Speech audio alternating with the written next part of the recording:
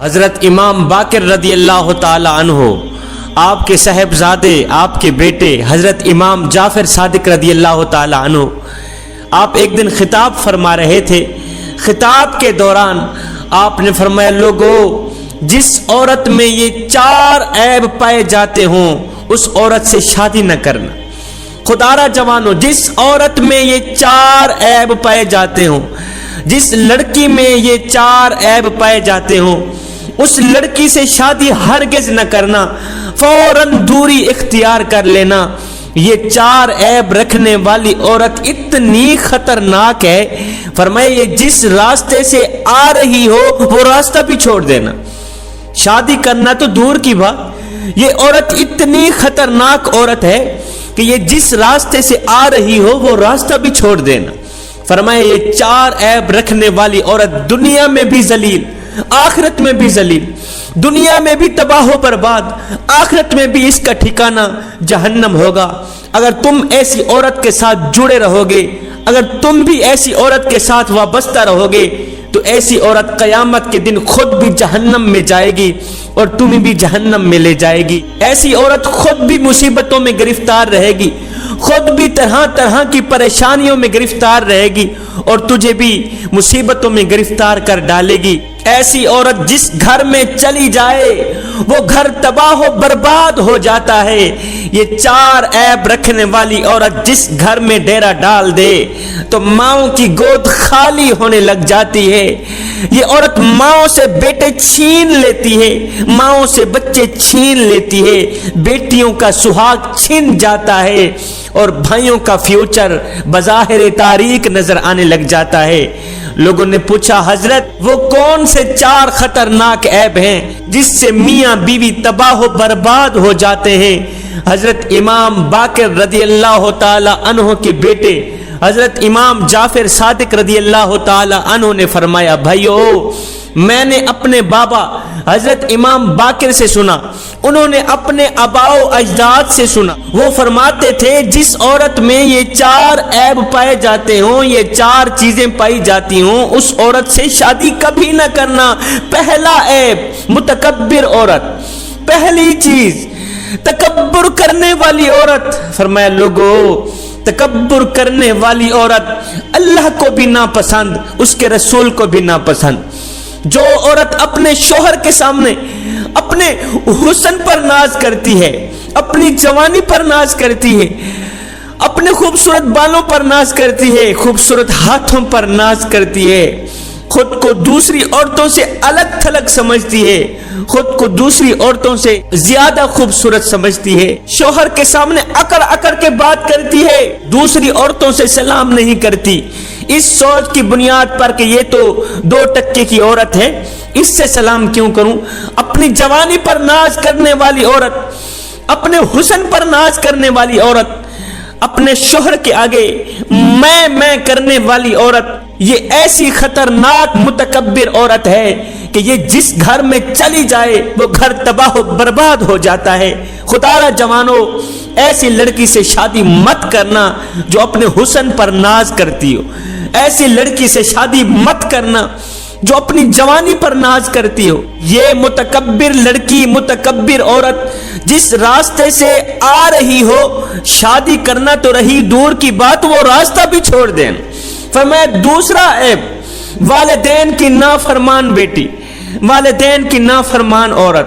آئے وہ بوڑھا باپ جو اپنی بوڑھی کمر پہ بوریاں لاد لاد کے دن رات محنت مزدوری کرتا رہا، اوور ٹائم لگاتا رہا، غربت میں آ کے بوڑھی کمر پہ بوریاں لاد لاد کے اس نے اپنی بیٹی کو جوان کیا، بوڑھی کمر پہ بوریاں لاد لاد کے اس نے اپنی بیٹی کو پڑھایا لکھایا، اسے جوان کیا۔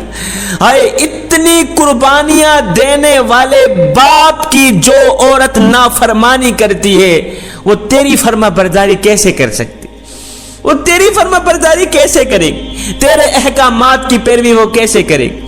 آئے وہ ماں کائنات کا کل ملا کے سارا درد ایک طرف، جب ماں بچہ جنتی ہے، بیٹی جنتی ہے یا بیٹا جنتی ہے، اس لمحے کا جو درد ہے وہ ایک طرف، اس لمحے کا جو درد ہے وہ زیادہ تکلیف دہ ہوتا ہے اتنی قربانیاں دینے والی ماں کی جو لڑکی نافرمان ہے وہ تیری فرما برداری کیسے کرے؟ شیخ سعدی فرماتے ہیں بچھو کی پیدائش دوسرے جانداروں سے الگ ہوتی ہے، دوسرے جانداروں سے مختلف ہوتی ہے۔ جب سانپ کی پیدائش کا وقت ہوتا ہے تو وہ اپنی ماں کے پیٹ کو کھانا شروع کر دیتا ہے، یہاں تک کہ وہ اپنی ماں کا پیٹ پھاڑ کر جنگل کی طرف دوڑ جاتا ہے۔ حضرت شیخ سعدی رحمت اللہ تعالی علیہ فرماتے ہیں یہی بات میں نے ایک عقل مند کو سنائی۔ عقل مند شخص نے کہا حضرت میں اس بات کو تسلیم کرتا ہوں، واقعی ایسا ہی ہوتا ہوگا۔ وہ اپنی ماں کا پیٹ پھاڑ کر، چیر کر، ماں کو مار کر، ماں کو دکھ دے کر، ماں کو درد دے کر وہ جنگل کی طرف بھاگ جاتا ہوگا، اس لیے کہ اس نے بچپن میں ماں کو تڑپایا، بچپن میں ماں کا پیٹ پھاڑا۔ جب بڑا ہو جاتا ہے تو لوگ اس سانپ کا پیٹ پھاڑتے ہیں۔ بچپن میں جو وہ اپنی ماں کے ساتھ ایسا سلوک کرتا ہے، جب وہ بڑا ہو جاتا ہے تو لوگ اس کے ساتھ ویسا سلوک کرتے ہیں جیسا وہ اپنی ماں کے ساتھ کیا کرتا تھا۔ اگر بچپن میں اس نے ماں کی عزت نہیں کی تو بڑا ہو کر ہر بندے سے عزت کرواتا ہے نا۔ بچپن میں اس نے ماں کو مارا، آج ہر کوئی اس سانپ کو مارتا ہے۔ شیخ سعدی فرماتے ہیں کسی نے سانپ سے پوچھا اور تو سردی میں باہر نہیں نکلتا، آخر وجہ کیا ہے؟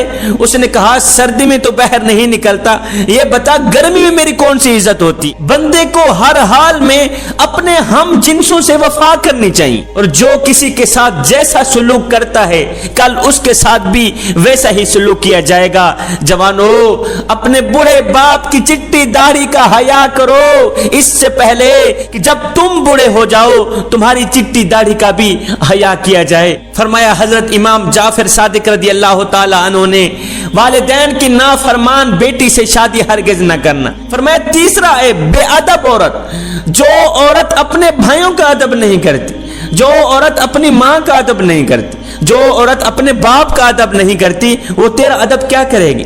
ایسی عورت سے شادی مت کرنا جس کے پاس ادب جیسی دولت نہیں، جس کے پاس احترام جیسا خزانہ نہیں۔ ادب کی بات آئی مجھے حضرت لقمان حکیم کا وہ جملہ یاد آ گیا۔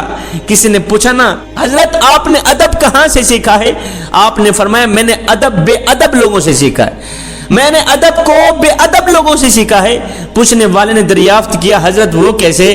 آپ نے فرمایا جو کام بے ادب لوگ کرتے ہیں میں ان کاموں سے نفرت کرتا ہوں، جو کام بے ادب لوگ کرتے ہیں میں ان کاموں سے پرہیز کرتا ہوں۔